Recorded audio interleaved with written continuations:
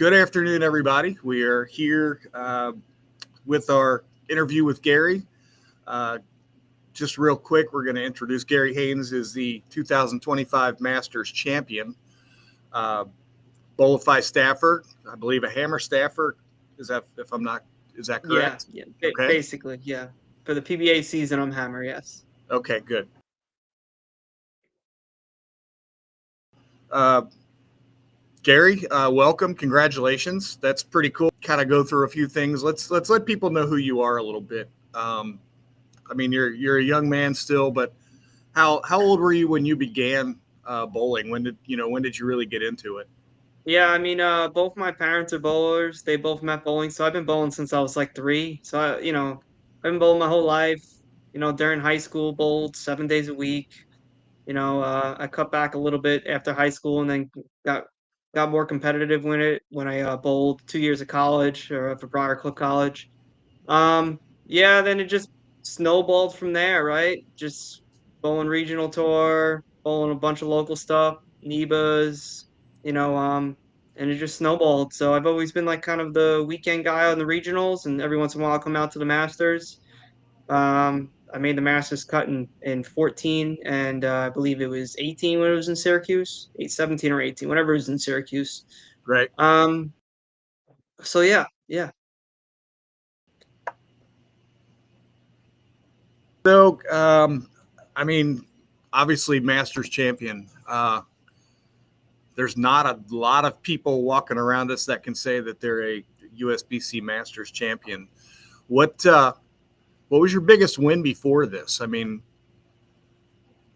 Yeah, I mean, That's doesn't get much bigger than that, right? I did have a regional win. I also won the 2017 BTM Open, the one that kind of coincides with the Open Championships. So I won that in 2017. I actually yeah, finished third the following year, so I almost went back to back in that.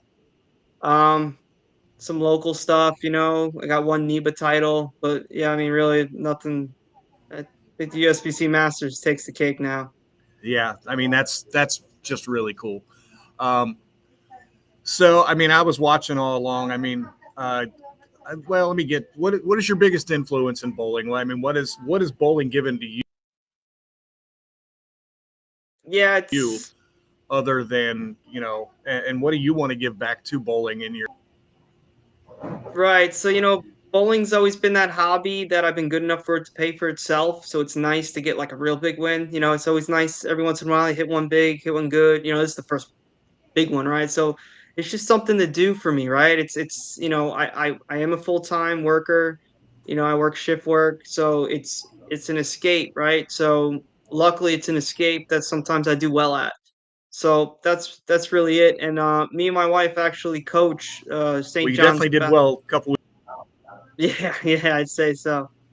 I said, me and my wife started coaching the St. John's the Baptist High School locally. We both coach the girls and the boys. My wife's got 2 championships in 3 years, but so it's nice to start coaching the kids and kind of giving back, and especially the high school kids. Sometimes they never bowled before, so just getting them into the sport, and and seeing some of them start looking at colleges now. It's nice. It's nice to see give back from learning from so many years. and the being able to give back to the youth bowlers and being part of the youth growing into the game. I mean, high school bowling is huge, and I mean, when I was a kid, it wasn't there. It was a long time ago, but if I wish high school bowling was around as long, back then, because I missed out on a pretty cool opportunity back then. High school bowling is just fantastic. We here at the center I'm at right now, we host 5 high schools in 24 lanes, get their lane time and get their games in, and That's good. That's good. being able to give back in that way for your self coaching is really really cool. So, uh, Gary, I guess what brought you to Bowlify? I mean, we're glad to have you. Yeah, I mean, I don't know, just I started with like the affiliated program, and then I met I know Simonelli for quite some time, so he's the one that kind of put me on staff with you guys. So yeah, that's really it. Right. Simonelli put me on. The shirts are good. The fabric's awesome. So it's cool. It's a good company. I'm happy to be a part of Yeah. it. Yeah. The new 4-way stretch, the pro material is Yeah, it's unbelievable. comfortable. It's It's comfortable. it's the best that I've worn lots of jerseys in my years, and by far that Yeah, 4-way stretch is the best around. So if yeah, you yeah. don't have Very true. one, if you're out there watching and you don't have one of the 4-way stretch jerseys, get one now, and you can use. Yeah, it's Haines 300 is the code. There it is. Use Haines 300, and you can get a discount on your next jersey. So let's talk about the Masters real quick. You were the 53rd seed going into match play, which Correct.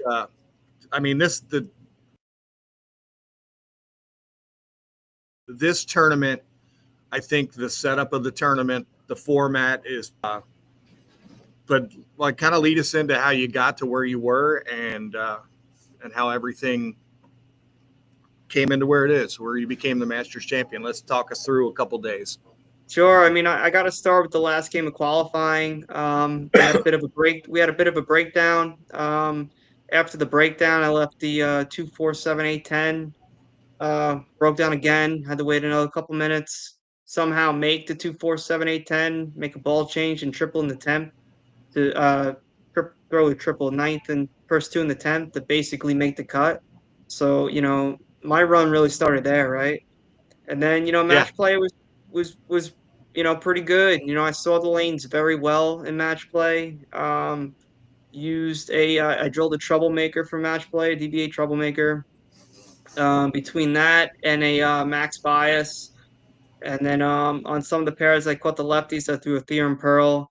And just grinded through 640, 640, 640, both 720 against Nate Stubler, and then grinded one by a pin against Graham Fa, and then made it a match and got ahead of Simo pretty quickly for the seeding match. So match play was pretty good. I made some really good decisions and movements, which was helpful. Following some lefties. When I bowled Stubler, we followed Anthony Nair and Brandon Bones match. So I got smart with a Theorem Pearl and got in and kind of hooked it on that pair and took advantage and bowled my best set against him. He bowled 670. It's not like he bowled bad either. So I bowled pretty good there. I made some right. good shots when I needed it to. Hit one in the ninth against Packy to win. Forced forced Graham to throw a triple to at least a double to beat me. He didn't. Threw a fill ball to force Tom Smallwood to beat me. He didn't. So a couple close matches where I threw him when I needed him. That's fun. Yeah. That's always a great feeling. And I know Graham bowls a lot of my events, and the guy's a competitor with any stretch, but he's also a first class guy too. Uh, Yeah, and he's good. He's good. Yeah. I'll tell you, he's up there with one of the top lefties that are out there on tour right now. I would have to agree. Yeah, probably one of the best arm swings you're going to see, and again, he's an all around good guy. Um, so we'll talk a little bit about. There was a lot of social media chatter after you won, because that's what social media does. Yeah. Uh, but I want to throw in there some of the things that Simo, who you beat, um, he just kind of came out there to your defense, and he said all the right things. And you know what, I nothing but love and respect for what he did and what he said. And he was more disappointed in the reaction from bowlers than finishing second. Um, and it showed a lot together and working together. And I, I I just thought that was pretty fantastic. And I don't know how long you've known Simo. I don't know if you've bowled against him in other events, or if this is fairly new friendship. Even I don't know. Yeah, we have some mutual friends, but I don't know him personally very well. And honestly, I got to know him this year, even in the seeding match. And bowling on the East Coast, I never saw him much. But Yeah, I mean, even when we finished and I was like, "Dude, I'm so sorry about all the breaks," he's just like, "That's bowling, that's what happens," he was just graceful about it, right? And then what he did online, I mean, I was getting mad at first, and then I realized like if I had bowled 250 and he bowls 180, they just would have said the left was walled. Unfortunately, people You're on social right. media, they want to talk, they want their comments out there. It's sad, I saw some comments about the juniors Saturday, and it's just unbelievable that people can just be that mean and cruel, talking about juniors now. It's just sometimes you just gotta shut the social media off. But yeah, I mean, if Simon didn't show his the good side of him between what he said to me afterwards and coming to my defense online, I mean, they were chewing him up about his ball selection. I'm like, this is one of the best in the world. You're right. Sometimes he makes good decisions, sometimes he don't. I mean, it you're acting, you're playing Monday morning quarterback for one of the best in the world. It's just it's amazing. It's crazy. And and you guys are bowling on the toughest conditions that there are. I mean, everybody saw that pattern you guys bowled on all week, whether you bowled on Yeah. fresh or burn. It wasn't easy. Mm. There was out of bounds. You had to make quality shots, and I don't care what hand you threw it with. Um, Maybe a little less traffic on the left, maybe whatever. There's so many different ways to look at it. I'm left-handed, so I hear it all the time when I was bowling, and it's like, oh, you're only bowling good because. And no, I'm bowling good. That's really what the mindset you have to take at that point is you're Yeah, bowling better than them at that point. Because you get into one game matches, anybody can beat anybody. for And sure. what was I you had to run through well, you didn't have to run through Bill O'Neill, but literally you had either Bill O'Neill or Anthony Simonson coming up against you in the finals, which both they had to beat you twice. Did you have one that you'd rather have bowled, or did this guy? I mean, take your poison right there because both of them are pretty amazing. Yeah, honestly, I've always tried not to worry about who I was bowling, and I knew from the get go my biggest battle was going to be myself on TV, and clearly I beat myself up for most of those two games. I threw some good shots. At first I thought I bowled 18 bad frames, but there was some good ones in there. But just couldn't quite pry it off, right? Just really, and I knew that was going to be the issue, not so much who I was bowling with, because honestly, if you take out who you're bowling with and you bowl yourself, good things happen, right? So I got fortunate in Sure. the end that I won. I will not sugarcoat it. I threw a bad, got lucky, but I threw two good ones when I needed it.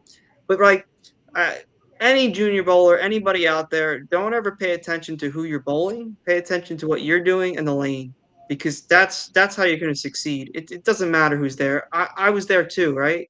I'm on TV. I was the number one seed, right? So you already bowled well. Worrying about who you're bowling at that point, it just shouldn't be.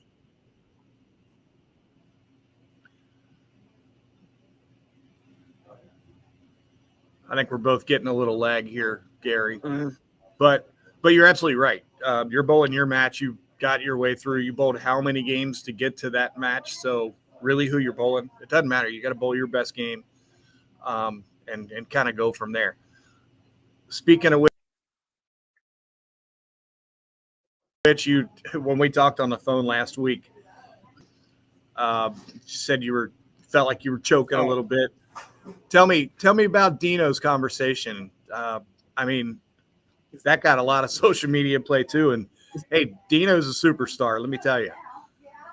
Dino is trying his best. Hey, he tried to let's move parts of the lane. Maybe he'll get comfortable there. But in the end, it really wasn't where I was playing him. It wasn't it was all mental, right? The walls were caving in.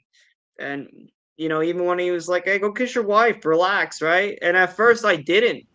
And I went up there in the eighth frame and threw another bad one. Got a messenger for a five pitch, just wild, crazy. I like just lucky. And then, Right. I'm just like, well, let's just try it. Either you're gonna go kiss your wife on TV and look like an idiot, or it's gonna work. So luckily, the latter. It was always what I was calling timeout. I was always waiting, so I was letting the shot clock go down. I'm like, I'm gonna really slow down a little bit. took a water sip, even told myself, all right, throw one good one out, and then went and kissed my wife. Like I was always feeling the right things. And then when you get there, it just wasn't. And whatever in that moment, it finally was. It Yeah. finally rolled off in the hand. I felt really good about that one. And then Simo did whatever he did. And I got up there and I even loved the first one in the 10th, the high flush 10 pin. Thank God I didn't need it. But I off my hand, I was like, fine, like finally you did it. Two Yeah. good shots Right. when you need it. The 10 pin and it's funny because people are like, oh, he hooked at the spare. I hooked at I normally don't hook at the spare, but for whatever reason last week, my spare ball wanted to go left off my hand, and I missed 3 6 pins at one point, so I was hooking it for the whole week. And it's funny Right. today, back at the players, I was throwing it straight again. But sometimes you just gotta deviate from the plan. But Sure. Well, it's just like ball changing or anything else, and like you said, making big jumps on the lane just to try to get a different look. yeah, Um, hooking at a spare, not hooking at a spare. It's a lot of feel, and it's a lot of what you felt and feel for that. yeah, Um, I mean, we're all rooting for you. I was rooting for you. I thought that was one of the coolest things. I was helping run a tournament, and there was a TV out around the corner. I think I spent more time watching the show than I did helping run the tournament. But it the support has been wild. I mean, they had a watch party at my home house in that's Babylon awesome. Lanes. And then I actually heard they had a Battle of the Sexes tournament in Garden City, and they literally stopped the tournament at the end of my match. They had it on the big screen. It's a Bolero place, so it has the big, projector screens. And they You're had right. it on I the think I big saw a screen, and video the of that. tournament basically stopped to support me. That part's been amazing. When I came home Monday, they had cakes, they had a banner, they replayed the last frame, 2 frames. It's been crazy, this support, and that's probably the best part about any of it. Well, I think that's the way it should be. I mean, and the support should be there whether you're uh, Jason Belmonte or EJ Tackett or anybody Yeah. that's friends. It should always be there when it comes to that, and that's what's going to help grow our game that we strive for and we love and we want to keep growing and to see that and hear about that support from your up in your city is very very cool. And it wasn't just in that city. I'll just be honest. There was a lot of support for you around the country. It's Uh, awesome. hey, you did Bowlifi guest and staff a favor when the Bowlifi guy wins. We took 10% off the website for a week for that. That's awesome. Um, That's we're cool. going to let you keep that, but that's the kind of stuff that we want to do, and we support our people, and we're just thrilled to have you on staff. We were thrilled to see you with a win last week, and we just want to see you continue to grow out there on tour, and maybe you become somebody else's biggest influence Yeah, that's awesome. down the road, because that's what we're here for. Somebody else's influence and be that role model for some of the kids, and I think you're definitely uh, that guy. It's a pleasure to get a chance to talk to you. Uh, I appreciate that. and there's a question in here. We'll go ahead and Yeah, get I to see it real Lenny's quick. question. You want me to answer that question? Yeah, go ahead. Yeah, so I touched on this before, Lenny, but I didn't have too much confidence about it. It was great that I had the extra game, thinking I can get my feet under me, being my first time on television. It took a little bit more than one game to get my feet under me, but no, that didn't really boost the confidence because of the situation I was in with the first time on TV. But yeah, we got through it. Awesome. Well, Gary, I think that's going to wrap it up for us for this one. I would be very excited to be able to sit with you again and be able to talk again. I may see you. Uh, are you going to be up at the Tournament of Champions in a couple? Yeah, actually, I decided to add that one on the calendar. It was a little tough at work, but we made it happen. So yeah, I'm at the players now. We're gonna go to the TOC after this, and then we'll see what happens next year and what the plans are. Well, the TOC is only a few hours up the road from me, so I'm going to be up there a little bit. I'm actually Oh, going to the nice. dinner going to the dinner and I'm going to the show on Saturday. So Oh, cool. it would be pretty cool to be rooting you on during the show on Saturday, holding Yeah, a big if sign and I make hollering, another TV show, whatever I got to holler. this will be one wild month, but I'm ready to ride. That's right. Enjoy the ride while it's here, man. Yeah, that's it. Everybody, once again, Masters champion Gary Haines. We're not done seeing this gentleman out there, and uh, I can't say congratulations enough. I'm very proud and Thank very you. happy I for you, appreciate you having me. Thank you. and we'll have to stay in touch. All right. You got it, man. All right. Thanks everybody for watching. We will share this around wherever, and everybody. You too, man.